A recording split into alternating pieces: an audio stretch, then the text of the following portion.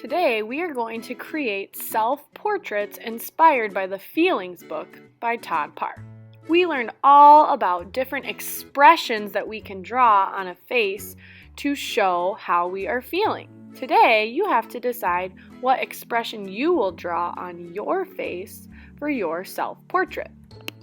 You have already created bright and colorful, amazing backgrounds. Now you're going to get a paper with a circle on it, and that is going to be the shape of your face. You may choose to either color in your circle with a color crayon, or you can use a colored piece of paper. If you choose to color, make sure that you are coloring all in one direction, neatly and carefully, but it is okay if you go out of the lines because we'll be cutting this circle out later.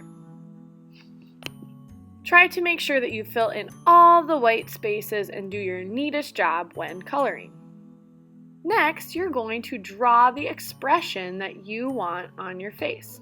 I'm drawing a happy, peaceful expression because that's my favorite emotion and that's what I want to express in my artwork. Don't forget your eyes, nose, mouth, and eyebrows when you do this. Just wait on the hair though. Next up, we will use our scissors to carefully cut around the outside edge. Notice how I use my opposite hand to turn my paper, not my scissors, while I am carefully cutting. Then you will set your circle aside. You can throw your scraps away into your table garbage and put away your scissors when you're done.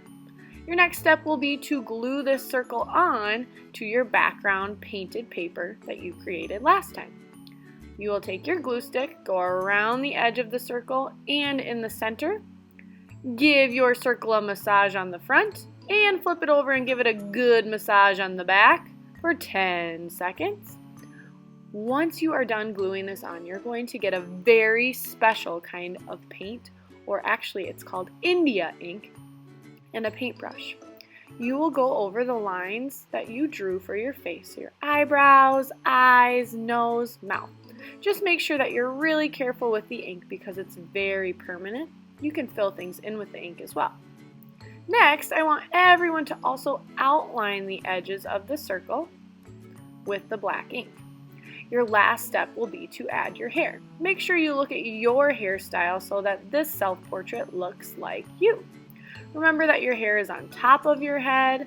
It has texture. Think about how long your hair is, if it's wavy or long or short or spiky. And use the ink to fill in your hair. Just be careful not to smear it with your arm or your hand. Now your second option is to use a colored piece of paper and not color it in. If you do that, you can carefully cut it out right away and throw away your scraps. Again, you will draw on the expression on your face just with a pencil to start so that you can glue it onto your background paper. Think about what expression you want to show. Make sure you have an eyes, nose, and mouth, and look at your expression sheet for ideas as well. Glue around the edges and the center of your circle. Give it a good massage for 10 seconds on the back. Then you will raise your hand, ask for your India ink and paintbrush. Go over the lines of your eyebrows, eyes, nose, and mouth. Remember, you can fill some things in, like I'm filling in part of my eye with the black here. Just make sure that you keep your paintbrush on its tippy toes and you don't smear. Everyone will outline the shape of their face. Ooh, this one I'm adding ears. Depending on your hairstyle, sometimes you can see your ears and sometimes you don't. So this one I added ears, I'm outlining my circle, and last but not least, I will add my hair. I'm adding some spiky hair over top, and I'm even going to fill it in with my black ink very slowly and very carefully. Again, making sure not to smudge it because this ink is permanent. Make sure that you are being careful. I cannot wait to see the awesome things that you create, the expressions on your face, and how you add details to your self-portrait today.